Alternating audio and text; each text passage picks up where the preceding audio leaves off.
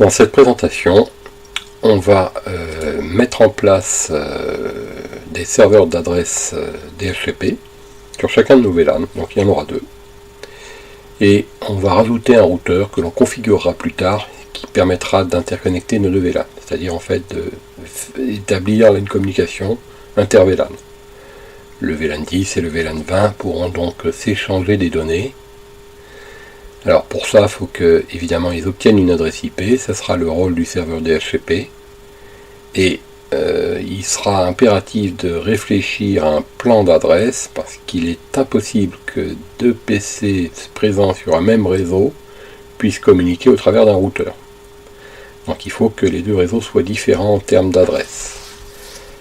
Alors donc dans cette première partie, on va donc rajouter nos serveurs et notre routeur, et puis on laissera un petit peu de côté le routeur, de façon à configurer la partie DHCP, et donc de mettre en place le service d'adresse. Voilà, donc je vais prendre deux serveurs.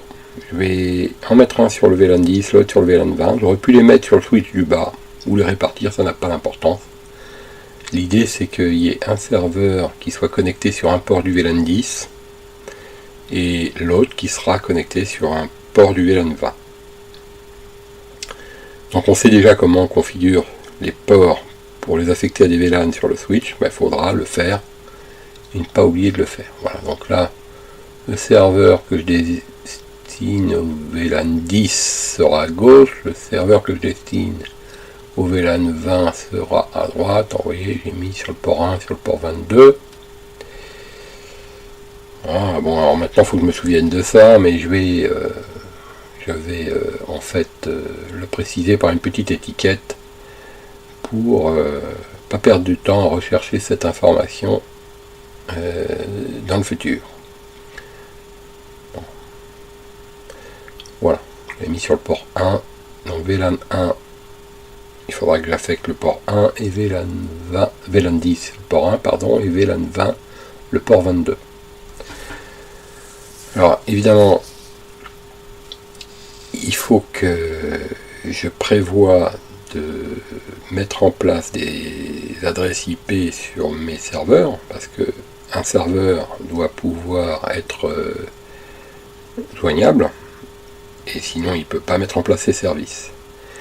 Donc il faudra envisager de mettre en place une IP fixe, c'est-à-dire statique, et donc entre guillemets définitive sur les serveurs, et une adresse sur le VLAN 10 donc qui sera sur un réseau dédié au VLAN 10, et l'autre qui sera sur un réseau dédié au VLAN 20. Alors on voit juste au-dessus là que j'ai décidé d'utiliser les adresses 192.168.10.0 pour le VLAN 10 et 192.168.20.0 pour le VLAN 20. Donc ça c'est très important. J'ai bien prévu de séparer mes deux zones réseau en deux réseaux distincts différents. Donc je repère mon câble à nouveau pour être certain, le 1 et le 22, il n'y a pas eu d'erreur. Je vais donc configurer sur ce switch le port 1 et le port 22 sur les bons VLAN. Bon, ça on sait faire. Enable, configure, terminal. Ensuite je vais sélectionner mes interfaces. Alors je vais commencer par la première.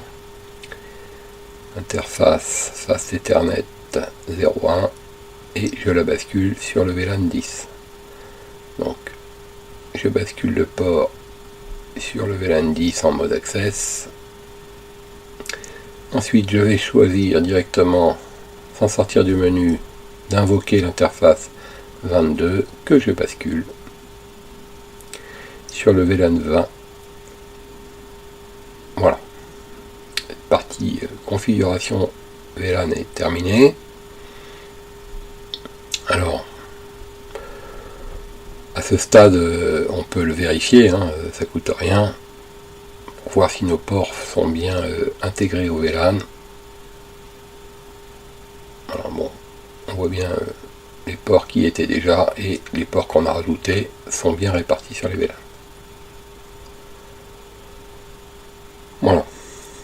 prochaine étape, donc, c'est donc de mettre en place sur les serveurs une adresse IP fixe, donc statique. Et donc j'avais choisi pour le VLAN 10 192.168.10. Alors, je mets une passerelle ici qui sera utilisée plus tard. Pour l'instant, elle n'existe pas, elle est donc facultative, mais elle correspondra au routeur côté VLAN 10. Sur l'autre PC serveur, je mets l'adresse que j'avais prévue pour le VLAN 20. Et de la même façon, je mets la passerelle qui lui correspondra, qui est donc pour l'instant non configurée.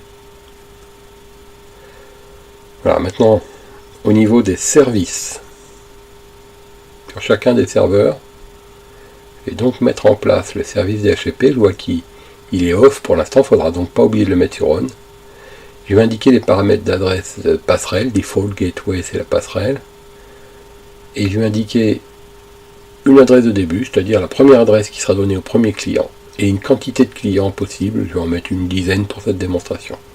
Je sauve et on voit apparaître en bas cette configuration. Alors, je n'ai pas spécifié de serveur DNS parce que c'est pas le propos, et ça ne me sert à rien ici d'avoir un DNS.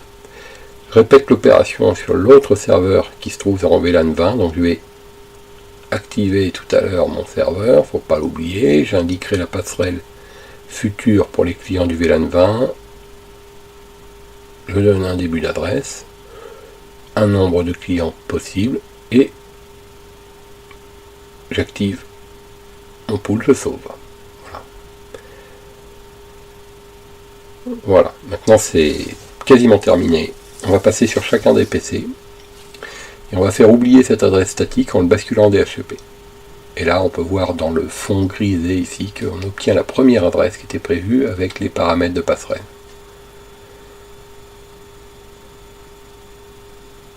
Ici pareil.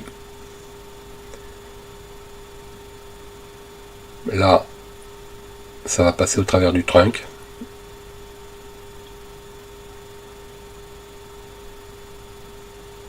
Ici à nouveau ça passe, on voit bien 10.01, 10.02, 3 et 4, ici 20.01, enfin 21, 22 et 23, là suit la chronologie.